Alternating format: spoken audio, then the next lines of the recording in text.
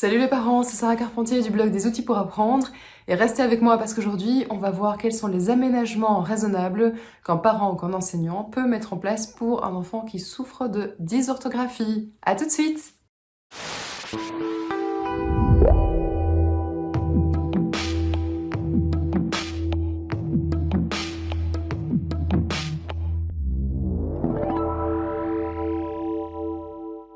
Alors, qu'est-ce que la dysorthographie? Je ne vais pas, dans cette vidéo, m'attarder sur les raisons génétiques et les raisons aussi neurologiques de ce trouble, mais je vais brièvement rappeler ce que c'est et surtout pour passer ensuite directement aux solutions.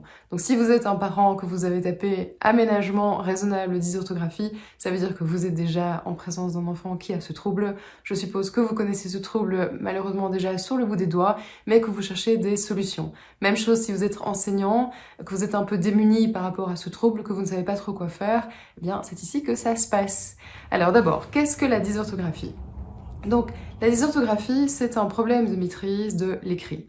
Alors, c'est souvent un trouble qui accompagne ce qu'on appelle la dyslexie. Donc, il faut savoir que 30% des enfants qui sont dyslexiques sont ou seront aussi dysorthographiques.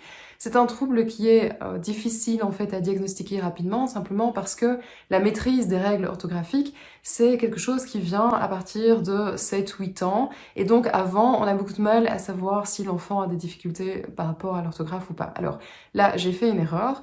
J'ai parlé de difficultés. C'est vrai que en tant qu'enseignant, même en tant que professionnel, souvent on parle de difficultés et de troubles en alternance, alors que ces deux termes en fait représentent deux choses vraiment différentes.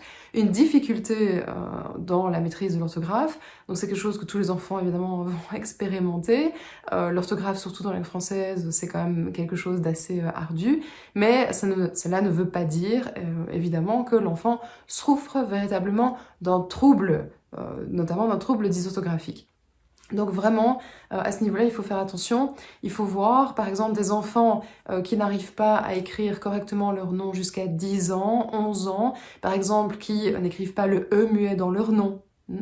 Eh bien, je pense à Frédéric. Alors, ils n'entendent pas le E à la fin de Frédéric, ils ne l'écrivent pas. Si à 10 ans, ils font encore, ou 8 ans, ils font encore ce genre d'erreur, alors oui, effectivement, c'est utile d'aller en fait se diriger vers un orthophoniste qui va en fait faire à l'enfant toute une batterie de tests qui sont équivalents, que ce soit pour les dyslexies d'un côté ou pour les dysorthographiques de l'autre, parce que souvent en fait ces deux troubles sont quand même liés. En tout cas, beaucoup d'enfants dyslexiques sont aussi dysorthographiques. Alors il existe il existe deux types de dysorthographie, ce qu'on appelle la dysorthographie de surface et ce qu'on appelle la dysorthographie phonologique. Alors qu'est-ce que la dysorthographie de surface? Donc l'enfant qui est dysorthographique de surface, il est capable, en entendant un phonème, donc en entendant un son, d'écrire le mot qui y correspond. Donc il est passé au stade alphabétique, c'est-à-dire il entend un son, par exemple un A, il va écrire le A correctement. Donc jusque-là, pas de problème. Là où les choses se compliquent, et c'est aussi la raison pour laquelle c'est difficile de diagnostiquer assez tôt un enfant dysorthographique, c'est qu'il va avoir du mal notamment avec les homophones. Donc il entend O, voilà, il va écrire O, mais est-ce que c'est le O, l'eau qu'on boit, ou est-ce que c'est O, c'est-à-dire en hauteur? Tente, est-ce que ça s'écrit avec EN ou avec AN? Donc il va avoir énormément de difficultés à ce point de vue-là, et effectivement c'est difficile de savoir, mais est-ce que véritablement, simplement, il n'a pas compris la règle orthographique, ou simplement est-ce que c'est difficile pour lui de retenir que ma tante c'est AN, mais la tante qu'on met voilà, en pleine forêt c'est EN, ou est-ce que véritablement il s'agit d'un trouble? Donc c'est assez compliqué. Il est capable aussi d'écrire des mots complètement inventés. Donc si vous lui dites Barack, voilà, j'allais dire Barack Obama, mais non, Baracko Lolo, eh bien il va vous écrire effectivement le mot, et simplement parce que pour lui, voilà, il sait associer un son avec l'écrit, avec les différentes lettres de l'alphabet. Alors c'est aussi assez amusant parce que finalement si vous prenez le texte enfin c'est amusant, façon de parler. Si vous prenez le texte d'un enfant qui souffre de ce trouble et que c'est une dysorthographie de surface, vous allez pouvoir lire ce texte à quelqu'un et la personne en face de vous ne va jamais savoir qu'il y a des erreurs dans le texte, simplement parce que vous lisez le texte et vous lisez de façon phonétique le texte et tout a l'air tout à fait correct. Alors qu'en fait, vous allez voir qu'il y a énormément d'erreurs évidemment d'orthographe à l'intérieur du texte. Alors maintenant, il y a le deuxième trouble, le deuxième type de trouble dysorthographique qui est la dysorthographie, disons, phonologique. Alors phonologique, pourquoi? Parce que là, l'enfant ne sera pas capable en fait d'associer l'écrit, donc la lettre de l'alphabet, avec le son qu'il va entendre. Donc il n'est pas passé au stade alphabétique. Il va entendre lavabo, il ne sera pas capable d'écrire lavabo simplement parce qu'il ne sait pas à quoi associer le la au niveau de l'écrit, le va et le bo. Donc à ce point de vue-là, c'est vraiment difficile pour lui tout simplement d'écrire. À côté de ça, c'est très étonnant, mais il sera capable de vraiment prendre en photo certains mots et de les orthographier correctement à l'écrit, parce que là, il aura vraiment fait comme une photo du mot. Il va vraiment retenir l'ensemble du mot, le mot dans sa totalité, et il va être capable de l'écrire, de le dessiner en fait, sur un papier sans faire de faute d'orthographe. Alors vous avez aussi les dysorthographies mixtes qui associent les deux troubles. Ici, je ne vais pas parler des origines génétiques et neurologiques de ce trouble. Simplement, je vais parler ce qu'on appelle les aménagements raisonnables. Donc, ce qu'on peut faire en tant qu'enseignant pour aider les enfants qui sont dysorthographiques, ce qu'on peut faire aussi en tant que parent pour accompagner au mieux l'enfant qui présente ce trouble. Alors encore une fois, parmi les enseignants, il y en a très peu qui ne tiennent pas en considération les spécificités de l'enfant, qui s'en foutent. Il y a vraiment, par contre, énormément d'enseignants qui aimeraient vraiment accompagner leurs élèves, mais qui ne savent pas comment, qui sont démunis, parce que simplement, il n'y a pas encore assez d'informations sur ces troubles, on ne sait pas encore quoi mettre en place pour aider l'enfant, et surtout, évidemment, les classes étant ce qu'elles sont avec le nombre d'élèves, il faut que ces aménagements soient réellement raisonnables, c'est-à-dire qu'ils ne demandent pas une surcharge de travail inconsidérée à l'enseignant qui est déjà débordé. Et c'est ce dont je vais vous parler ici. On va passer en PowerPoint parce que je vais vous lister différents aménagements que vous pouvez mettre en place dans votre classe ou à la maison et qui, je l'espère, vont vous aider. Allez, on y va! Alors, la première chose, effectivement, en neurosciences, on privilégie toujours l'écriture manuelle parce que, effectivement, ça fait travailler une zone du cerveau qui est responsable de ce qu'on appelle les habiletés exécutives. Et donc, on préfère toujours permettre à l'enfant de développer ce contrôle cognitif en le stimulant pour prendre des notes à l'écrit et pas sur un ordinateur, par exemple. Cela ne vaut pas pour les enfants qui présente un trouble dyslexique ou dysorthographique. Là, par contre, on va proscrire la prise de notes au vol et on va préférer utiliser des logiciels, notamment, qui ont des correcteurs orthographiques. Alors, encore une fois, ce n'est pas éviter les difficultés pour l'enfant, ce n'est pas vouloir simplement passer les obstacles, et ce n'est pas une mauvaise volonté ou une fainéantise de la part de l'enfant, non. L'enfant, il faut savoir qu'il souffre énormément de son trouble. Il n'y a pas que le parent qui accompagne l'enfant ou l'enseignant qui va souffrir, devoir prendre énormément de son temps. Alors c'est le cas, hein, je sais bien, les parents qui accompagnent des enfants avec un trouble dyslexique, dysorthographique, c'est très compliqué, ils passent énormément de temps à accompagner leur enfant. Maintenant, à côté de ça, il faut aussi se mettre à la place de l'enfant qui véritablement vit parfois un véritable calvaire, parce qu'encore une fois, et je l'expliquais dans la vidéo qui concerne le trouble dyslexique, il va accumuler au fur et à mesure les difficultés et peu à peu, en fait, ça va faire l'effet d'une boule de neige. Il va avoir de plus en plus de mal à rattraper, on va dire, entre guillemets, ses pairs, et ça va vraiment jouer sur son estime de lui, voire lui amener donc des symptômes de syndrome dépressif. Donc encore une fois, le but n'est pas de simplement outrepasser le problème. Non, le but est de faciliter la vie de l'enfant. Et si vous regardez sous cette vidéo, vous allez voir un lien qui va vous amener vers un article dans lequel, peu à peu, au fil de mes découvertes, au fil de mes discussions avec des professionnels dans ce domaine, je vais noter les outils numériques qui sont mis à disposition des enfants qui souffrent des différents types de troubles. Donc il y a des applications pour les dysgraphiques, il y a des applications pour les orthographiques, les dyslexiques et aussi même pour les dyscalculiques.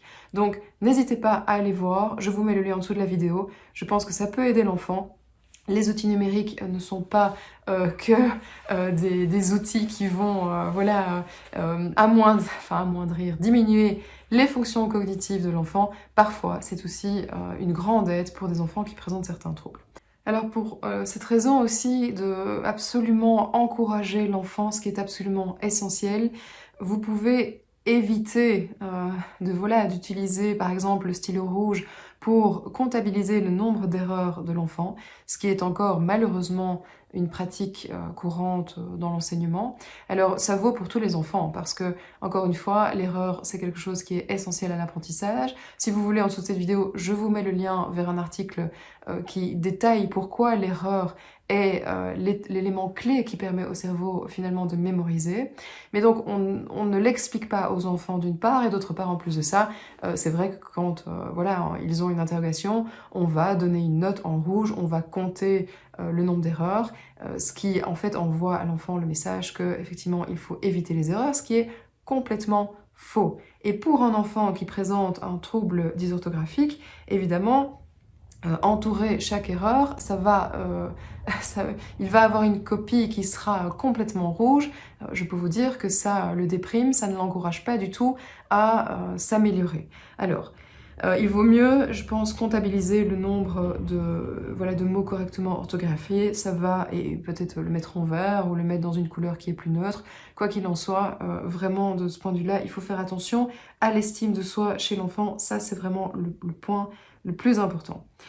Alors, il faut aussi, je pense, accompagner l'enfant à corriger ses erreurs avec bienveillance, mais vraiment analyser avec l'enfant ses erreurs dans la logique de la pédagogie de l'erreur, donc qui va admettre que finalement l'enfant apprend de ses erreurs, et ne pas laisser l'enfant corriger sa dictée, par exemple, de façon tout à fait autonome.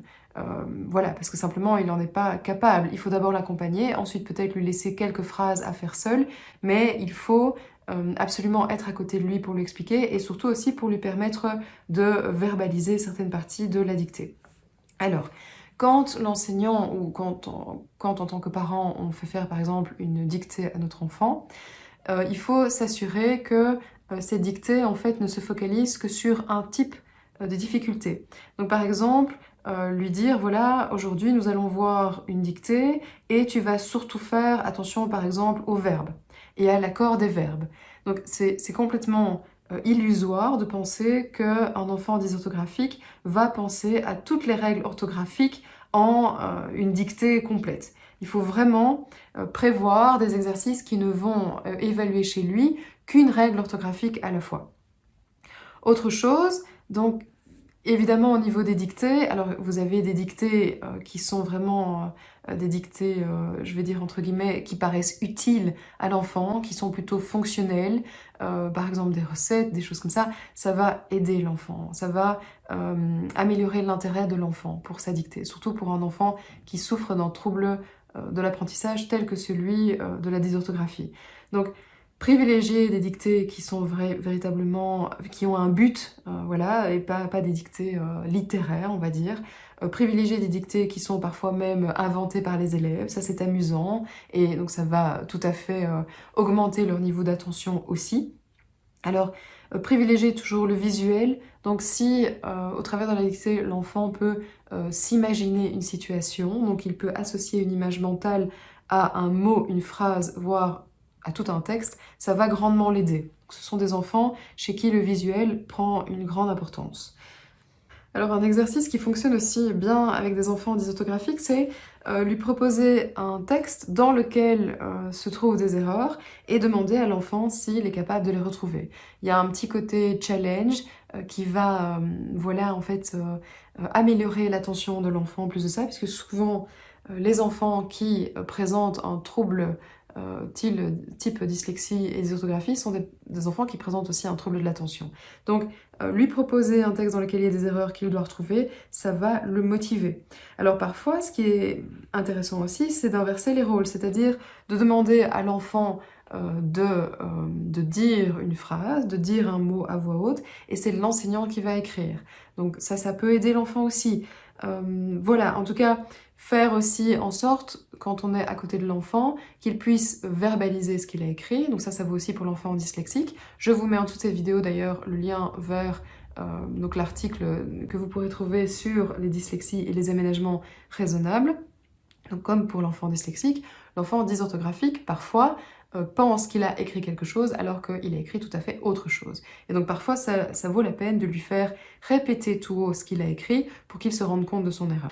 Voilà, c'était Sarah Carpentier du blog Des outils pour apprendre. Alors n'hésitez pas à vous abonner à cette chaîne. N'hésitez pas non plus à mettre en bas dans les commentaires ce que vous avez mis en place dans votre classe ou ce que vous avez mis en place à la maison en tant que parent d'un enfant qui est dysorthographique. Évidemment, mais tous les retours sont intéressants. Comme ça, on peut s'entraider, on peut voir ce qui fonctionne moins bien.